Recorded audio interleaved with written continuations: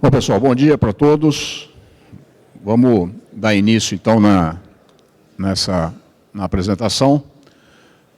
O tema que a gente vai abordar aqui é um tema bastante, eu acredito que é bastante atual.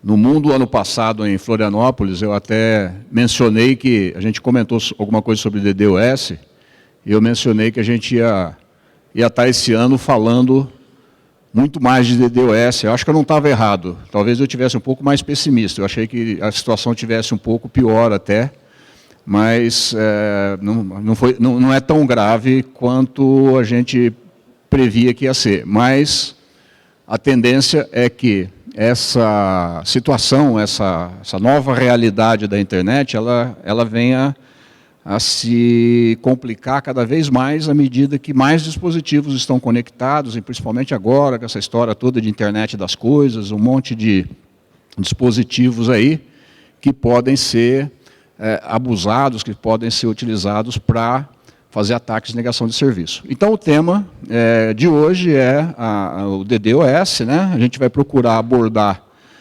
os conceitos, a importância da gente ter um plano para DDoS, os conceitos de como que ocorre o DDoS, né, por que ele ocorre, e as técnicas de mitigação. E vamos apresentar também uma solução que a gente implementou, no caso do nosso provedor, e que roda e que usa totalmente ferramentas open source, né, portanto, de baixo custo, aí, só o custo de serviço de implantação mesmo e sem nenhum custo de software adicional. Bem, minha apresentação, né, vários de vocês aí, a gente já se conhece. Eu sou o Wardner Maia, sou engenheiro de eletrônica e telecomunicações, provedor de internet desde 95, né, e estamos aí na área de treinamentos desde 2002. Né, atualmente, a nossa empresa tem também 20 anos, 21 anos já fazendo de provimento de acesso, e atualmente também sou diretor do LACNIC. A MD Brasil fica no interior de São Paulo, e próximo a Ribeirão Preto, e prestando serviço de treinamento e consultoria, além do provedor que hoje utiliza rádio e fibras. Bom, então por que falar do DDoS, né? Por que mencionar esse tema? Esse artigo aí que eu selecionei da internet, ele fala sobre alguns ataques recentes que tinham acontecido, né? E ele prevê aí, faz uma previsão meia ruim aí para 2016, que seria o ano do ataque de 3 terabits, né? E por que ele falou, por que ele chegou nesse número? Estudando os ataques anteriores que aconteceram de DDoS, e que foram usados dispositivos amplificadores, eles viram que os ataques anteriores, que já tinham um nível muito grande, eles foram feitos utilizando apenas 5 a 10% da possibilidade de dispositivos que poderiam ter sido usados para atacar. Certo? Então, esse artigo aí fala bastante sobre isso, né? E agora, mais recentemente, né, a gente teve aí, vocês devem ter visto aí pelo jornal, um caso que ficou bastante famoso aí, que foi o ataque à empresa DIN, né? E esse ataque foi agora, em outubro, né? E aconteceu porque a DIN passou a hospedar o site de um cara que trabalha na área de segurança e que tinha descoberto ou entregado aí alguns caras que faziam cyberataques, né? E aí, a partir disso, a DIN, que estava hospedando, gratuitamente, inclusive o site, passou a receber esses ataques, né? Coincidência ou não, um mês depois, né, ela foi vendida para a Oracle, né? Não sei se tem consequência com o ataque que sofreu, mas foi uma coisa bem emblemática aí, né? Bom, muito bem, vendo essas coisas aí, né, 3 terabits, ataque a DIN, etc., a gente pensa o seguinte, né, bom, isso aí é um assunto de grande operador, né, um assunto que interessa aí para os grandes caras aí, para os grandes players, né, Será que a minha empresinha pequena, meu provedor de internet lá no interior, ele pode vir a ser atacado? Ele pode ser um alvo de DDoS? Se a gente olhar um outro estudo, a gente vai ver esse estudo aqui da Cloudflare, e esse estudo mostra que o número de ataques cresceu mais em quantidade do que propriamente na potência dos ataques, né? Então, nos últimos anos, esses ataques vêm crescendo em número, ou seja, os ataques distribuídos de negação de serviços estão ficando mais distribuídos entre todos os tipos de empresas, as pequenas e as grandes, não só as grandes, né? As grandes é porque a gente acaba vendo na mídia, né? E acaba tendo uma repercussão, mas as pequenas também são atacadas. Então, o número de ataques de DDoS tem crescido também em número. E vendo outras matérias aí, a gente vê que esses ataques aí realmente passam a ser uma realidade também nas pequenas organizações. E por que isso? Porque é muito fácil fazer um ataque, né? Esse aí é um site que vende ataque de DDoS, né? Ele vende ataque de DDoS e você pode contratar aí um ataque por R$ 2,99, um trial. O plano trial, né, por $2,99 você contrata um ataque, né? Se você tiver mais dinheiro, contratar aqui um ataque Diamond, né, você pode fazer aí, você tem uma cota de ataques por mês e tal, né? Então isso é comercializado na internet como uma forma de ganhar dinheiro, né? E, obviamente, os ataques são feitos também como uma forma de ganhar dinheiro, de prejudicar a concorrência, etc, etc. Bom, então a gente chega a uma conclusão. Ser alvo de um ataque de DDoS não é uma questão se eu vou ser, é uma questão de quando eu vou ser. Uma hora, todos nós vamos ser ataques de DDoS, alvos de ataques de DDoS em algum momento, né? E aí a gente tem que estar preparado para esse momento. Será que a gente tem um plano formal, a gente tem alguma coisa, a gente sabe o que é um ataque de DDoS, a gente sabe como reagir, a gente sabe como mitigar esse ataque de DDoS? Esse estudo aqui fala que 43% das empresas entrevistadas admitem que elas não têm um plano formal, né? E isso foi feito com grandes empresas, né? Eu acho que com as pequenas empresas esse número deve ser muito maior até, né? Acho muito mais empresas de porte pequeno se preocupam com um plano de mitigação de ataque. Bom, então, para quem que nós vamos fazer essa apresentação, né? Basicamente, para vocês, né, que estão na área, como a gente está na área de provimento de acesso à internet, pequenas empresas, aí, provedores regionais, e vamos tentar mostrar as soluções possíveis e as implementações que dão para ser feitas, tá certo? E apresentar um caso real, as ferramentas que foram utilizadas. E nossa agenda para isso vai ser, primeiro, falar um pouco dos conceitos do DDoS, né? Os componentes, a arquitetura, como que a gente faz esse enfrentamento, as boas práticas que a gente tem que adotar, as técnicas de mitigação possíveis e, finalmente, mostrar a solução de automatização e mitigação. E, no fim de tudo, ainda alguns benefícios adicionais que você tem quando você implementa essas ferramentas para a mitigação de DDoS. Bom, um pouquinho de terminologia, né? Então, DOS é o ataque de negação de serviço. DDoS é quando esse ataque de negação de serviço ele é distribuído, né? Então, o DOS procura comprometer os recursos, ou de hardware, ou de banda, algum recurso da rede ou de equipamento. O DDoS é a mesma coisa, porém, quando as fontes, né, as origens desse ataque são distribuídas, não é uma origem só. E DRDoS, que é quando esse ataque é amplificado, que além das origens que estão atacando, existem dispositivos que são utilizados também como atacantes, que são amplificadores de DDoS.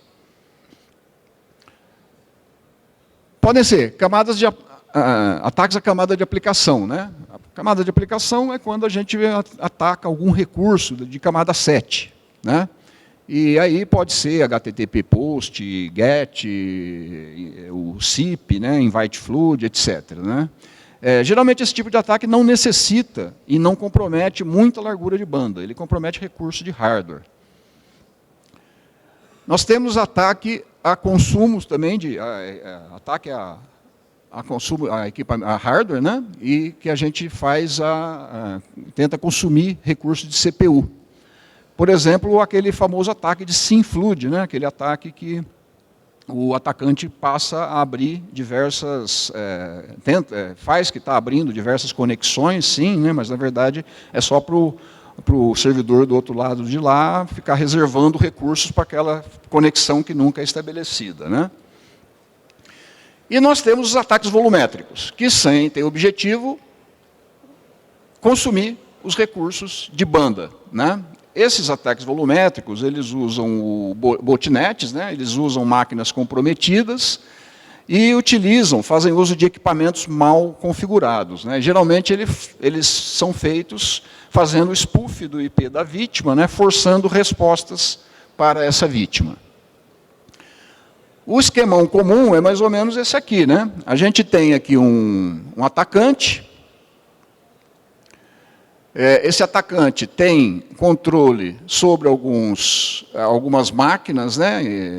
Que ele tem controle, por exemplo, um servidor de DNS, por exemplo, e ele direciona para os amplificadores, né? Os amplificadores, o que são os amplificadores? São os dispositivos que estão aí nos telhadinhos das casas, né? São aquelas SXT que o pessoal foi lá e achou bonito clicar em Allow Remote Request, né? Que é uma coisa, um clique, um checkbox ali bonitinho, né? Que torna aquela SXT um amplificador de DNS, porque ele passa a ser um resolvedor de DNS. E não é só para quem configura errado, não. Tem coisa que já sai configurada errada de fábrica. Tem modem ADSL que já sai com DNS recursivo de fábrica. Tem cable modem que já sai de fábrica. Tem outros que... máquinas também, às vezes, de clientes que têm infecção por vírus e passam a ter esse tipo de coisa. Então, esses amplificadores, eles estão em toda a internet e aos milhões, né? Que são os dispositivos que vão ser usados para esses ataques volumétricos. Como que é o esquema de um ataque de DDoS distribuído? Usando DNS, nesse caso, né? Eu tenho aqui a figura do atacante, um servidor de DNS que o atacante tem controle sobre ele, geralmente é um servidor que está invadido, né? Geralmente não é dele, para evitar rastros, né? Um servidor que está invadido, tem aos montes na internet, né? Servidores mal configurados que podem ser invadidos. E os amplificadores, né? Os amplificadores, através de alguns scripts, eles conseguem ser facilmente descobertos na internet, né? E a figura aqui da vítima. O atacante, ele vai nesse cara aqui, nesse DNS, ele vai lá e cria um registro TXT muito grande, né? Um tamanho muito grande, um registro TXT para um domínio qualquer, exemplo.com.br. Em seguida, ele vai e faz uma consulta de DNS para esses amplificadores.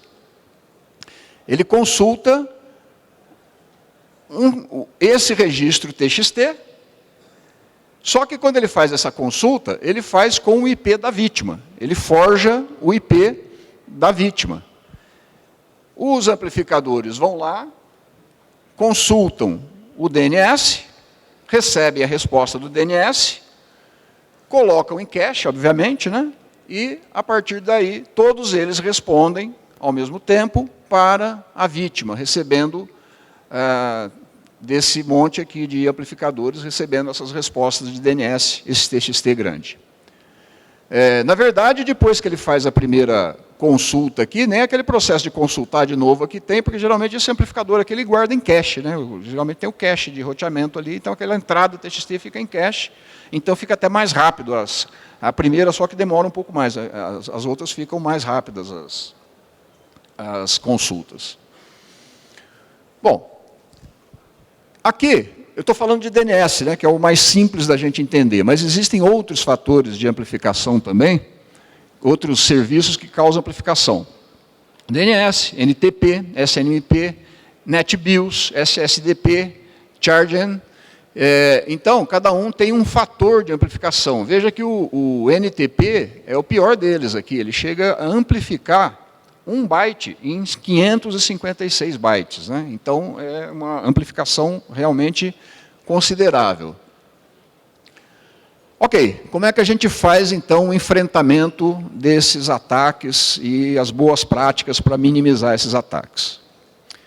Nós vamos dividir em duas partes. Primeira coisa, existem coisas que a gente tem que fazer na nossa rede, que é possível fazer na nossa rede, e existem coisas que a gente vai depender de outros recursos, né? Vamos falar primeiro, então, daquilo que dá para a gente fazer na nossa rede, e que seria assim, a nossa lição de casa, né? Se a gente quer fazer um plano de mitigação de DDoS, vamos começar por dentro de casa. Primeira coisa, conhecer quem são os facilitadores de DDoS. Máquinas comprometidas, servidores ou serviços mal configurados, provedores que não implementam um negócio chamado BCP38 e roteio para endereços bogons.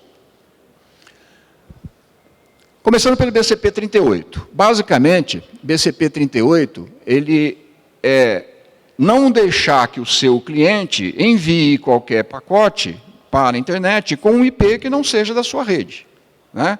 Não tem sentido um tráfego sair da sua rede com um IP que não seja IP da sua grade de IPs, do seu AS, tá certo? Então, você pode fazer isso de duas formas, ou através de regras de firewall, né, em cada borda, lá, não deixando que o IP de origem seja diferente, ou habilitando este recurso aqui, que é disponível lá no MikroTik, disponível em outros roteadores também, que é o RPF, né? O RPF é um recurso indicado pela BCP38 como o recurso para evitar que haja spoof. Uma vez habilitado o RPF, o seu cliente não consegue sair com um IP que não seja dele. O RPF ele é configurado em dois modos, o modo estrito e o modo loose. No modo estrito, o roteador só vai aceitar um pacote desde que haja aquela interface que está recebendo o pacote tenha uma rota de volta para aquele pacote. Tá certo? Então, no modo estrito, ele seria indicado para você colocar nos roteadores de borda lá, nos roteadores de acesso, aquele que está próximo ao cliente, que não tem nada para trás dele, já recebe o cliente. Porque ali, sim, o roteador não pode aceitar nenhum pacote que não tenha uma rota de volta para o seu cliente, tá certo? Então, o RPF no modo estrito para roteadores de borda. Já nos roteadores de acesso, já nos roteadores de borda, eu não posso usar o modo estrito, porque muitas vezes a gente tem roteamento assimétrico na internet, né? A gente faz upload por um link, faz download por outro link e tal, e aí o modo estrito não vai dar certo, não vai funcionar, vai parar a comunicação para muitas coisas. Então, existe o modo loose. O modo loose é um modo um pouco mais tranquilo, em que, existindo uma rota em qualquer das interfaces para aquele IP, ele aceita o pacote, tá? Então, a regra, de uma forma geral, seria implantar o RPF nos roteadores de acesso no modo estrito e nos roteadores de borda no modo loose. Bom, o que acontece? Se todo mundo no mundo empregasse o BCP38, aquele ataque não era possível. Por quê? Não tem como fazer spoof de IP. Tá certo? Então, essa é a nossa parte, nossa contribuição, né? É fazer na nossa rede o controle de spoof. Tá certo? Isso vai me beneficiar? Isso vai diminuir a possibilidade de eu ser atacado de DDoS? Não. Isso aí vai fazer bem para os outros, né? É uma boa prática que você faz como lição de casa, mas o seu cliente não vai fazer ataque, né? Acaba sim, ajudando muitas vezes quando você tem ali um DNS recursivo que está sendo usado, você pode, habilitando isso aí, economizar banda de upload. Mas, em termos de DDoS, ele vai mais ajudar o resto do mundo do que a gente mesmo. Bom, uma outra coisa que eu posso fazer, procurar os amplificadores, né? Eu posso procurar os amplificadores. E aí, tem alguns scriptzinhos que eu posso rodar dentro da minha rede e procurar quem são os dispositivos mal configurados que estão ali na minha rede e que podem ser usados como amplificadores. Então, tem aqui o script para DNS, script para NTP, SNMP, NetBIOS, né? E eu botando o IP aqui, os IPs que eu quero escanear, os IPs da minha rede, eu vou encontrar os amplificadores dentro da minha rede. Um exemplo aqui, né? Não vou entrar muito no detalhe, mas basicamente é o seguinte, por exemplo, aqui se você der esse comando aqui, que é para achar amplificador de DNS, e que tem uma requisição de 60 bytes, e se a resposta a essa consulta for maior que 60 bytes, significa que esse cara aqui, esse IP aqui, é um amplificador. Como que eu faço? Forçar modo TCP, assegurar os resolvedores recursivos, né, e fazer rate limit nos servidores autoritativos, né. Aqui na apresentação, depois que eu vou disponibilizar aí, tem os links aí do tutorial mais detalhado que a gente pode fazer essas coisas. Bom, e assim por diante. Não vou entrar muito no mérito aqui, mas só citar aqui que na apresentação tem para o NTP, como que eu detecto o amplificador, né, e o que eu faço como solução de mitigação. SNMP, a mesma coisa, NetBIOS, a mesma coisa, e SSDP, a mesma coisa. Existe esse site aqui, né, que muita gente usa aí, a gente costuma falar no nosso curso desse site, usar algumas coisas lá, que ele faz essa varredura na sua rede, e se você fizer um login lá e tal, ele te mostra os IPs que ele detectou na sua rede e que estão sendo usados, que podem ser usados como amplificadores, são potenciais amplificadores. Bom, uma outra medida que eu posso fazer é o black holing de endereços bogons, né? O black hole de endereços bogons funciona da seguinte forma, né? O que é o endereço bogon? O endereço bogon é um endereço IP que ainda não foi alocado para uso, né? Um endereço que ainda está no estoque lá do registro BR, no estoque da LACNIC, no estoque da AFRINIC, enfim. São IPs que estão lá, que ainda não foram alocados para provedores, ou para universidades, ou para usuários finais, enfim, estão no estoque. Esses IPs são IPs quentes, né? São IPs que normalmente não são filtrados nos firewalls, mas que ainda não foram alocados. E, portanto, os atacantes sabem disso, porque essa informação é pública, então eles começam a usar esse tipo de IP para fazer ataque, né? Então, é importante que a gente tenha algum recurso de não rotear para esses IPs bogons. Ok, como que eu sei isso? Como que eu sei quais IPs são bogons? Essa informação é pública, está lá nos registros, nos ruídos dos registros e tal, eu posso obtê-la, mas uma forma fácil e automática de ver é usando os serviços dessa empresa aqui, que é uma empresa que fornece serviços pagos e serviços gratuitos. Esse, no caso, é um serviço gratuito fornecido por essa empresa, que é o endereço bogon. Aqui é feito com essa Cassinro, é feita uma sessão BGP, né, faz uma inscrição, faz uma sessão BGP, e através dessa sessão BGP, ela vai passar os endereços bogons. A gente recebe esses endereços bogons e coloca eles em black hole. Né? Não descartamos esses endereços, mas sim colocamos eles em black hole, fazendo com que, mesmo uma abertura uma tentativa de abertura de uma conexão com um endereço desse, ela não é bem sucedida, porque o próprio pacote SYN já não tem resposta, porque o teu recurso já não responde àquele pacote. Então, você não roteia nada para os endereços bogons. Então, eu estou citando esse aqui porque é um recurso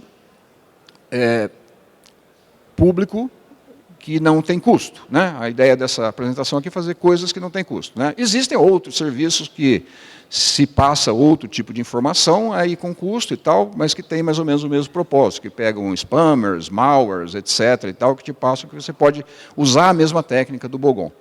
Aqui sobre o bogon tem gente que já me falou o seguinte: bom, mas para que eu vou me preocupar com bogon de IPv4, que já não tem mais IPv4 no mundo, né? Não tem mais bogon. Tudo IP está sendo usado. Na verdade, não é bem assim. Ainda existe um estoque muito grande, né? Se a gente pensar em termos de... Não é grande para prestação de serviço, mas é grande em termos de número de IP, que é estoques estratégicos que tem na LACNIC, que ainda vai durar um bom tempo para as empresas novas que pedirem recursos. Então já tem um monte de Tem um monte de IP ainda sendo usado. E um atacante ele não precisa mais do que 1/24 para fazer ataque, né? Não precisa mais do que o /24. Então, mesmo o IPv4, é interessante você fazer esse bloqueio de bogons. Tá certo? E IPv6 nem se fala, né? Porque, na verdade, no IPv6 a gente tem mais bogon do que não bogon. Tá certo? Então, esse controle é bastante importante. Inclusive, esse site aqui, você faz tanto o IPv4 como o IPv6. Uma outra coisa que é um erro muito comum de configuração de BGP e que é também parte da lição de casa para a gente ficar menos vulnerável ao ataque de DDoS. É muito comum, às vezes, as empresas pegarem e anunciar no BGP a sua grade total e não está utilizando a sua grade total. O cara tem lá um /22 e está usando só metade desse /22, por exemplo, só que ele anunciou o /22 todo. O que acontece? Quando um pacote chega para um desses IPs que não tem rota internamente, esse pacote vem da internet, bate aqui, como não tem rota interna, volta para a internet. E aí volta para cá. E aí faz um looping. Faz um looping estático, que a gente chama de looping estático, né? Que é um pacote que... Então é um problema de looping que eu mesmo estou provocando para a minha rede. Isso amplifica um ataque, tanto no upload como no download. Isso amplifica um ping. Né? No nosso curso a gente tem feito um laboratóriozinho mostrando que um pingzinho, você gera 2 mega, 2, 3 mega de ataque. Né? Então você eliminar os loopings estáticos também faz parte da lição de casa para que um ataque que já é ruim não seja ainda amplificado, porque eu tenho um problema na minha rede, um problema de roteamento na minha rede. Reduzir o espaço de exposição. Essa é uma técnica bastante interessante. Ela vai depender, né? Eu vou conseguir usar essa técnica dependendo se o meu provedor de conectividade, o meu upstream, tem algum tipo de política de black hole. Por exemplo, a Vivo tem lá uma política que quando você faz um BGP com ela, ela te oferece a possibilidade de você estabelecer uma seção de black hole. É uma seção separada da tua seção de trânsito normal, no qual o que você anunciar naquela seção, ela vai entender como sendo um black hole, como você colocando em black hole, o seu próprio endereço. Então, se a tua operadora te fornece esse recurso, você pode usar uma técnica que a gente chama aqui de redução do espaço de exposição. Né? O que é a redução do espaço de exposição? Suponha que você fornece links dedicados, aí como grandes operadoras que fornecem um link dedicado e geralmente aloca para esse link dedicado um /30. Põe lá um /30 para fazer o ponto a ponto do seu cliente. Né? Na verdade, aquele /30, você não está usando o /30 para... você não está usando o endereço de rede, o endereço de broadcast e tal, você tá usando um IP no máximo, às vezes nem esse IP, que às vezes você, em cima desse /30 você roteia um outro lá para dentro. Então, não existe necessidade desse IP que você está usando, de todos esses IP, você ter conectividade externa. Então, o que você poderia fazer? Você pega esses endereços aqui que você não está usando, esses 3 endereços que você não está usando, e anuncia nessa seção de black hole para a sua operadora. Resultado, você reduziu o seu espaço de exposição em 75%. Por quê? Você passou a anunciar menos IPs do que aqueles IPs que você tem. Então, qualquer ataque direcionado a esses IPs não vai ser bem sucedido. Bom, técnica de mitigação possíveis, né? Vamos pensar agora nas técnicas de mitigação que dependem de recursos externos. A primeira técnica de mitigação de DDoS é a chamada RTBH, que é um black hole acionado remotamente. Como é que funciona isso? Imagina que esse IP, esse provedor aqui, está recebendo um ataque da internet e o provedor que fornece conectividade a ele possui uma política de black hole dizendo que, se você, meu cliente, me anunciar um /32 com a community, por exemplo, com esse número aqui, eu coloco esse recurso, esse /32 em black hole. Se ele tem essa política, e vários operadores, os bons operadores costumam ter essas políticas de black hole, então, o que esse provedor pode fazer para acabar com o ataque? Simplesmente ele anuncia aquele IP que está sendo atacado, e geralmente o ataque volumétrico, pessoal, é para um IP. Tá? Não se faz ataque volumétrico para uma grade toda, igual muitas vezes a gente vê comentar aí nas listas e tal. O ataque volumétrico é para um IP. Óbvio que se o alvo é aquele lá, ele pode até mudar o IP de vez em quando, mas num determinado momento é para um IP, tá certo? Então você anuncia esse IP, você anuncia esse recurso, tá certo? O filtro do provedor de conectividade aqui reconhece o recurso, reconhece a community e imediatamente coloca em black hole. Ou seja, o ataque vem da internet e para aqui no seu provedor de cima. Tá certo? Obviamente, você perde o acesso nesse IP. Esse IP passa a ser, não funciona mais. O cliente que tiver com esse IP não mais trafegar. A gente pode dizer que o ataque foi bem sucedido, né? Se o objetivo era parar aquele IP, o cara conseguiu. Mas pelo menos eu salvei o resto dos meus clientes, né? Por quê? Se eu deixo o IP chegar, eu comprometo todo o SLA de todos os meus clientes, tá certo? Bom, como que a gente faz isso no MikroTik, né? Já que aqui é um MUN, né? Enquanto já era MikroTik, até agora nós não falamos muito de MikroTik. Como é que eu faço isso? Aqui estão os filtros que eu tenho que fazer, fazendo um filtro de saída, né? Setando essa community. E lá no meu Networks, eu não posso esquecer de anunciar explicitamente o /32 que eu quero anunciar. E aí vai sair esse anúncio com essa community. Meu provedor de conectividade vai receber essa community e vai colocar em black hole. Mitigação na nuvem. Essa já é uma solução que depende também de ter alguém aqui que faça esse serviço de mitigação na nuvem, né? Então você tem que ter, esse provedor aqui tem que ter um contrato com alguém que preste esse tipo de serviço. Existem várias empresas que fazem esse tipo de serviço. Então imagine que esse provedor está recebendo ataques aqui, né, por todos os seus upstreams, e nesse momento ele recebeu aquele ataque, detectou o ataque, e ele pega e bota a /24 que contém o /32 atacado, só que agora ele põe uma /24 inteira, ele anuncia para o provedor de mitigação. O provedor de mitigação anuncia para a internet. E esse cara aqui para de anunciar para os provedores dele, só anuncia essa grade para o provedor de mitigação. Ou seja, o tráfego para toda essa /34 passa a vir pelo provedor de mitigação, que tem um túnel com esse provedor aqui. Só que esse provedor de mitigação aqui, ele tem hardware, recursos de banda, etc., expertise e tudo, ele tem tudo para mitigar esse tipo de ataque. Ele vai receber o ataque, vai separar o bom do ruim, o bom do tráfego ruim, e te devolver o tráfego limpo. Tá certo? Então apenas o tráfego limpo é enviado. Certo? Então, essa solução é uma solução, obviamente, paga, né? Que você tem que pagar alguém, pagar alguma empresa lá na nuvem para fazer esse tipo de coisa. Uma outra solução que foi proposta aí por aquele mesmo pessoal lá do Bogon, lá, o Camri, né? Foi essa solução de UTRS. Né? A ideia é bastante bacana. Qual que é a ideia? Todo mundo, todos os ISPs, fazem uma sessão BGP com um roteador lá no TRS, lá no SIM.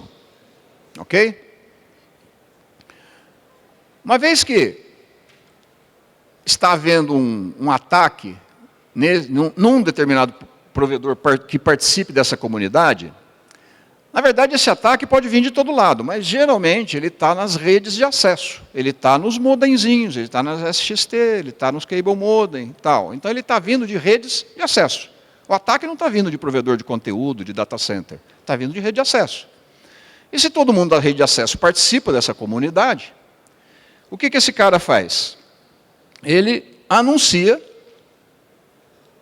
esse cara aqui anuncia o IP que está sendo atacado para todos esses caras aqui que participam. E esses caras que pegam e passam a colocar em black hole. Nesse momento, então, para o ataque e não para os outros serviços. Os provedores de conteúdo, por exemplo, que não estão nessa comunidade, que não vão colocar em black hole. Então, ele continua. Então, o ataque não é bem sucedido. Obviamente, eu falei, a ideia é muito boa, mas só que a praticidade dela, né, ela depende de muita gente começar a se enquadrar, a começar a aderir a isso aí. Eu aconselho fortemente, né, que vocês considerem essa possibilidade aí de aderir. A gente tem que, como eu falei, a gente tem que começar pela lição de casa. O que a gente pode fazer? Né? Fazer uma série de coisas na nossa rede. Essa é uma prática que ela pode ajudar aí no futuro. Bom, no caso, a implementação no Router OS, a mesma coisa, né? Você vai injetar no black hole deles, fazendo um filtro de out, com uma community determinada lá, que é uma community que significa que os outros deverão colocar na black hole. Bom, muito bem. Então, existem técnicas de mitigação, correto? RTBH, mitigação na nuvem, existem outras coisas que a gente pode fazer, mas e qual que é o tempo para a gente acionar essa técnica de mitigação? Na prática, como é que acontece um ataque de DDoS? Bom, qualquer técnica que você for usar e que não tenha uma automação, o que acontece? Vai haver um tempo entre o ataque e a ação. Então, imagine que você tem a tua operadora te fornece o black hole. E 2 horas da manhã começa um ataque, né? Esse ataque é volumétrico, começa a comprometer tua banda e tudo mais, e você está dormindo e vai ser acordado. A hora que você chega lá e você vai tentar acessar o roteador para saber qual IP está sendo atacado, e você não vai conseguir acessar o roteador. Por quê? O IP, a carga pode ser tão grande que você perde o acesso à própria caixa.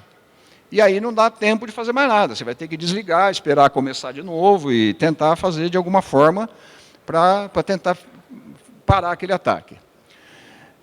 Então, o ataque, quando ele é manejado por pessoas, né, ele depende da pessoa que está manejando, depende da hora, depende da disponibilidade, depende do conhecimento dessa pessoa, depende de uma série de coisas. Então, não dá para ter um negócio manejado por pessoas, tá certo? A gente precisa ter os recursos de black hole, precisa ter, mas precisamos também ter uma solução automática para fazer disparar isso aí, tá certo? Então, é na hora da calmaria, né, quando a gente não está sendo atacado, que a gente tem que começar a pensar nisso e começar a implantar. Bom, então, qual foi a solução que a gente está preconizando, que a gente está utilizando? Ela utiliza o NetFlow, né? NetFlow é um protocolo, o nome NetFlow é da Cisco, né? Mas a MikroTik tem o protocolo idêntico, que ela chama de Traffic Flow, e uma combinação de 2 ferramentas, o FastNetMon e o ExaBGP. O FastNetMon é um software open source, desenvolvido por esse russo aqui, e que faz o quê? Ele usa as informações do NetFlow, mas ele pode também usar IPFix, SFlow, pode ser Port Mirror e tal, né? O NetFlow é o mais lento de todos, na verdade, né? Mas ele é o mais fácil de ser implementado, né? Então, o NetFlow, e ele tem lá uma lógica que fica analisando os pacotes e fica detectando o que ele considera DDoS, acima de um certo threshold. O ExaBGP. O ExaBGP é um SDN, né, um Software Defined Network, que ele faz o quê? Ele é um roteador BGP, mas não é um roteador para usar em roteamento, em trânsito de internet. É um roteador para fazer as funções de um roteador de BGP. E com ele você pode injetar rotas arbitrárias, você pode fazer uma série de coisas, pode tratar essas rotas, tá certo? Então, o ExaBGP também é um open source. E como é que é o esquema? eu tenho aqui os roteadores de borda, tem aqui, numa máquina virtual, na mesma máquina virtual, rodando o FastNetMon e o ExaBGP. E aqui, os roteadores de borda são configurados para enviar tráfego de NetFlow, de Traffic Flow, no caso do MikroTik, para o FastNetMon. Então, todo o tempo eles ficam enviando essas informações de tudo que está passando nas interfaces que eu tenho lá com as operadoras. O ExaBGP, por sua vez, ele possui aqui estabelecidas seções IBGP entre o ExaBGP e os roteadores de borda. Uma vez que o FastNetMon detecta um DDoS, ele automaticamente, existe lá uma configuração que você põe ele para integrar com o ExaBGP, e ele dispara o ExaBGP, e o ExaBGP faz o que você definir. Por exemplo, envie um anúncio desse IP que está sendo atacado com uma determinada community. E aí ele pega, faz os anúncios desse IP que está sendo atacado com uma determinada community, falando para esses roteadores de borda aqui que aquele IP está sendo atacado. Bom, automaticamente não. Obviamente você vai ter que ter um filtro aqui, né? Se o esquema que você escolheu de mitigação for, por exemplo, a black hole, né? O black hole simples, ele simplesmente vai pegar, recebeu aquele IP, aquele IP /32 com aquela community, automaticamente ele já vai anunciar aquele IP na seção de black hole que tem que a operadora, ou na community que a operadora usa para black hole. Bom, configuração do Traffic Flow, né, no MikroTik, né? Na verdade, no nosso caso, nós estamos usando duas instâncias do FastNetMon, uma para notificação, uma para mitigação automática, né? Então, na verdade, o nosso Traffic Flow, ele envia para 2 IPs diferentes, tá certo?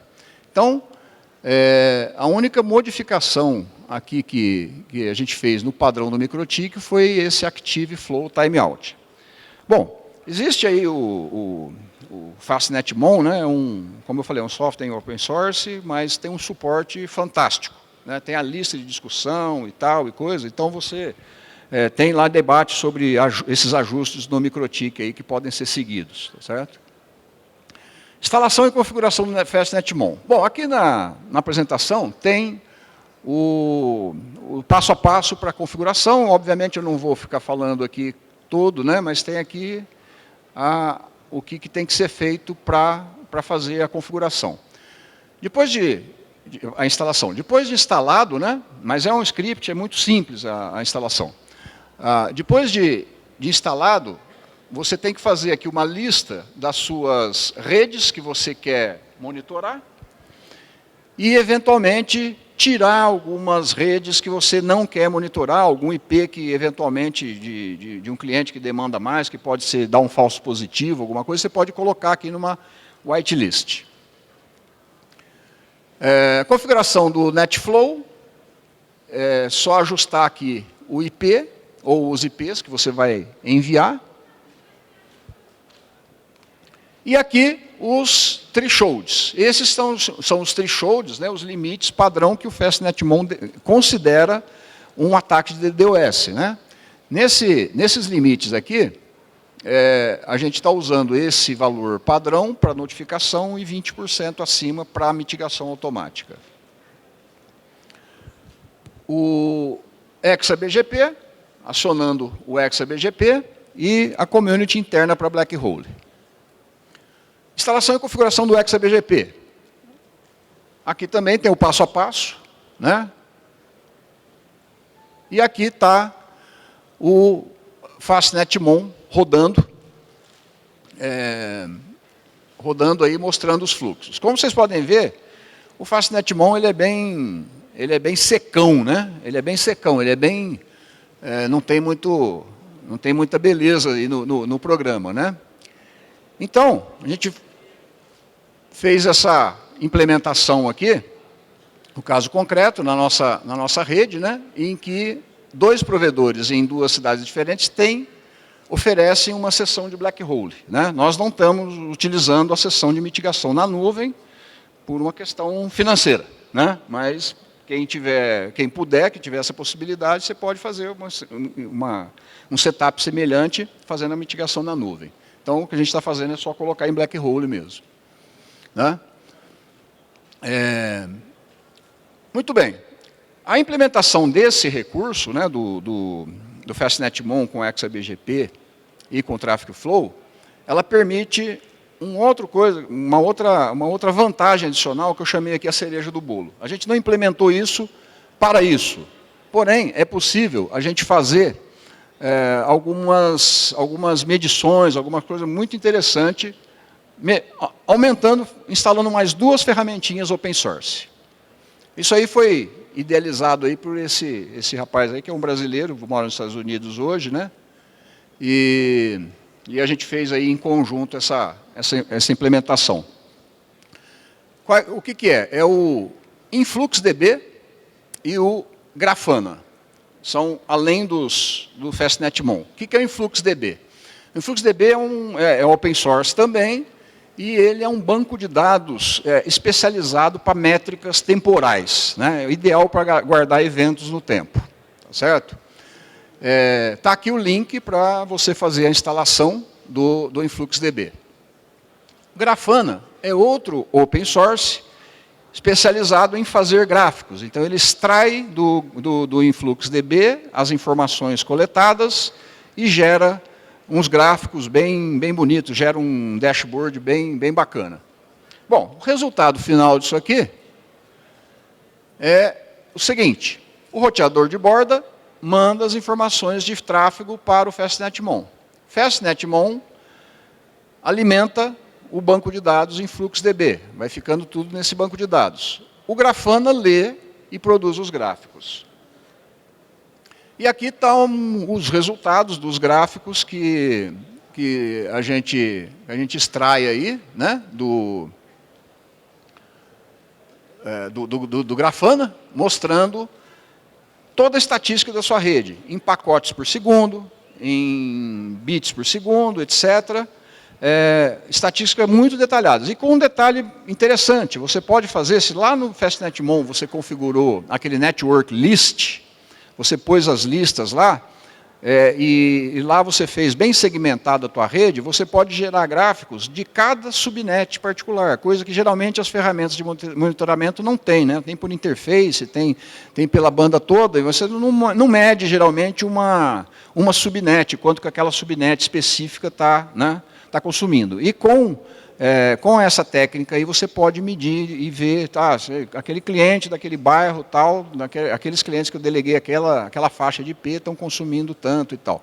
Então ele dá uma granularidade de você ver as informações bastante interessante.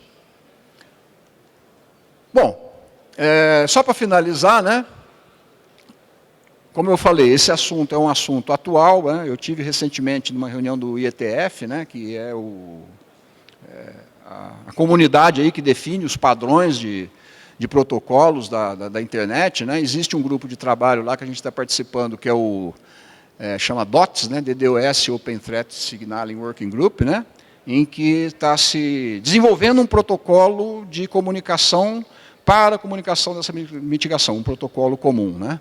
E, fora isso, vários outros debates, né, não só nesse grupo de trabalho, mas vários outros debates sobre DDoS. Por quê? Coincidentemente, o presidente, dono, sei lá, da DIN, que foi aquela empresa atacada nos Estados Unidos, é o chair do IAB, que é Internet Architecture Board, né? E, então, os caras atacaram justamente um dos caras que faz a internet funcionar, que define protocolos e tal, a empresa desse cara. Então, a discussão é grande no IETF, né? E eu espero que o ano que vem eu acho que certamente a gente vai ter aí mais histórias de DDoS, né? Mas eu espero que a gente tenha algumas histórias de sucesso já de implementação, né? Como já tem um grupo lá que a gente discute, essa semana, 2 semanas atrás, um dos participantes lá que implementou essa situação comentou que ele foi salvo por essa solução. Bom, então, basicamente é isso, né, pessoal? Aqui tem aí algumas referências que a gente usou para fazer esse trabalho, tá certo? E é isso. Estou aberto aí a perguntas, se vocês quiserem.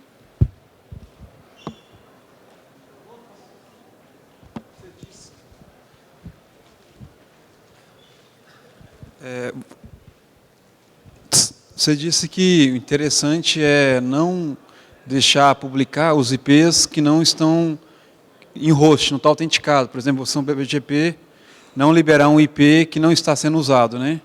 Existe alguma coisa já para aproveitar tipo uma sessão de OSPF ou autenticação do PPP-oE para saber se o cliente está ou não está usando, para a gente não publicar esse IP? Existe alguma coisa? Tem que ser feito tudo na mão mesmo, para poder barrar essa publicação de IP que ainda não está em uso.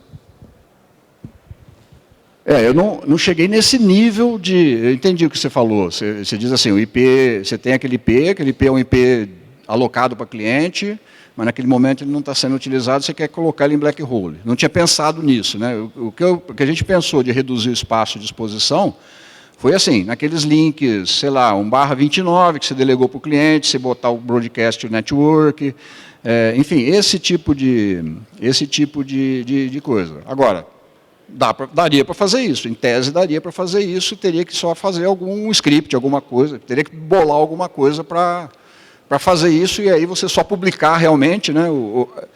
Quer dizer, na verdade, aí não é não publicar, né? Publicar em black hole é aquele que não está sendo usado, né? Daria para fazer se tivesse algum esquema para saber qual que é esse IP.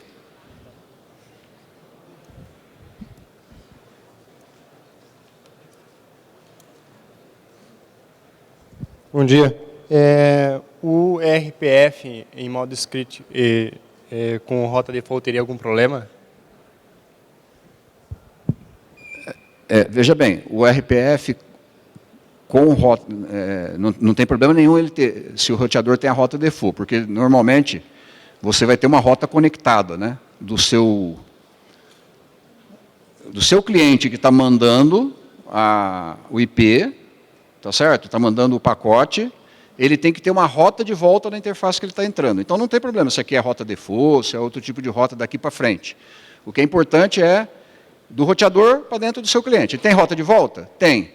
Então, normalmente vai ter uma rota de volta que você vai ter ali uma rota conectada, tá certo? Se for um PPP-oE, por exemplo, ele levantou uma rota conectada, né, naquela interface, então não tem problema nenhum, pode usar sem problema nenhum.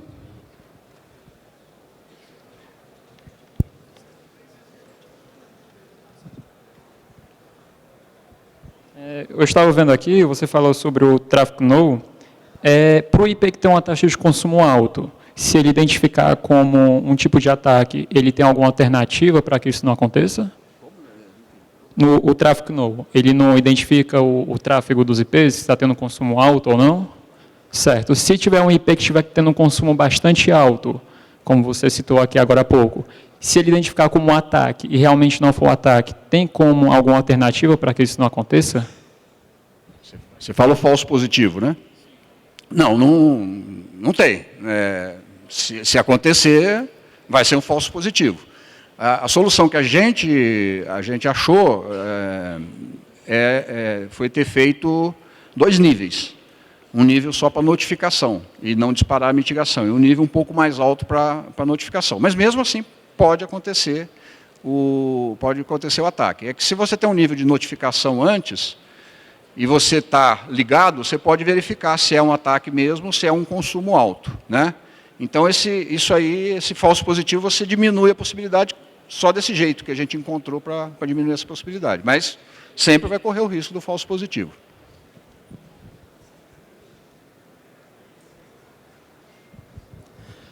Parabéns pela apresentação. Acho que agregou bastante para a gente, tá, como provedor, que eu costumo brincar que DDoS, hoje um ataque desse, é igual a assalto. Se você não foi assaltado, pode esperar que um dia você vai ser. Fui surpreendido no dia 11 de setembro com um DDoS de 1.5 GB, subindo e descendo. Eu não consegui acessar a borda porque a 1036 estava com 100% de processamento. e eu tive que ir nos cabos, desligar cabo de WAN, desligar cabo de roteador e fui nos cabos. Eu demorei em torno de 5 a 6 minutos para conseguir descobrir de onde estava vindo e o IP era vários. Descobri porta 179, TCP, liguei na CEMIG e falei, ó, bloqueia para mim que eu estou sendo atacado. Ficamos aí uns 30 minutos indisponível. Isso é terrível para uma telecom. Eu queria saber, pela sua expertise, pessoal da MD Brasil, como vocês têm muita consultoria, estão nesse mercado há bastante tempo, quais são as dicas para você, se você não tem ferramentas e chega em casa e é surpreendido por um problema desse, o que você faria? Qual seria a sua posição? Ah, vou desconectar cabo, eu vou rodar um port scan, porque na hora você está com a rede parada, é um caos. É telefone tocando, é celular, então a gente fica praticamente, você fica 100% do tempo ali, você não sabe se acode o telefone, o que você faz? Eu queria saber da sua expertise, o que você faria nesse caso? Você chega em um provedor hoje, o provedor está sendo atacado. Quais são as medidas que você tomaria? Bom, aí é preciso a gente separar o tipo de DDoS, né? O tipo de DDoS. Por exemplo, se o tipo de DDoS é um ataque de SymFlood e tal, aí tem o que você fazer. Fazendo, sei lá, dando um torch, vendo o tipo de pacote, capturando no log, analisando o log e tal, né? Então existe como você fazer alguma coisa. Agora, se o ataque é volumétrico, senta e chora. Se você não tem o que fazer. Porque é volumétrico, não tem o que fazer. Você não tem o que fazer. Está vindo de fora. Não é decisão sua. Não adianta você analisar o pacote. Né? Se analisar, mas não vai parar. Né? Então, não, exatamente. É isso que a gente está falando aqui. Por isso que você tem que ter uma solução de mitigação e rápida. Para não dar tempo de você perder o acesso à caixa. Beleza? Mais uma só para não atrapalhar aí o andamento aí da... Né?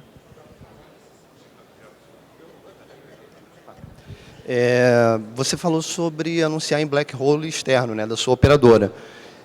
Você fazer o anúncio desses seus IPs que você não está sendo utilizado ou que está sofrendo um ataque, você fazer o anúncio no seu próprio roteador de borda em black hole, surtiria um efeito semelhante ou mesmo assim você teria perda de desempenho porque chegaria até o seu roteador de borda para identificar que está em black hole? Entendeu? Opa. Você está falando anunciar o IP do meu roteador de borda? Não. Não. Quem do mundo exterior precisa acessar o meu roteador de borda? Né? Não, o ataque está vindo, o ataque vem para um IP qualquer da nossa rede. Tá certo? Não adianta anunciar o IP do meu roteador de borda, o ataque vai continuar vindo. Tá certo? Não adianta. Não, veja bem, o ataque chega no IP, sei lá, 1.1.1.100. É um IP lá de um cliente meu. É assim que, né? O meu roteador é 1.1.1.1. Não adianta nada eu anunciar o IP do meu roteador de bordo. O ataque vai ter rota ainda. Eu vou anunciar 1.1.1.100 no meu roteador de borda. Não adianta nada. Você fala colocar aquele IP em black hole. Então, não adianta nada, porque o volumétrico, ele já entupiu o teu canal, ele já chegou no teu roteador de borda. É a tua operadora de cima que tem que anunciar. Entendeu? Ela que não pode rotear o pacote para você. Você anunciar no seu roteador de borda é inútil. Entendeu? Porque ele já... Não, ele já entupiu o canal. O pacote já chegou. E aí? Você simplesmente não vai passar ele para dentro, mas ele já... Tá certo? Bom, senhores, muito obrigado aí. E estamos à disposição aí para qualquer dúvida aí no final, tá?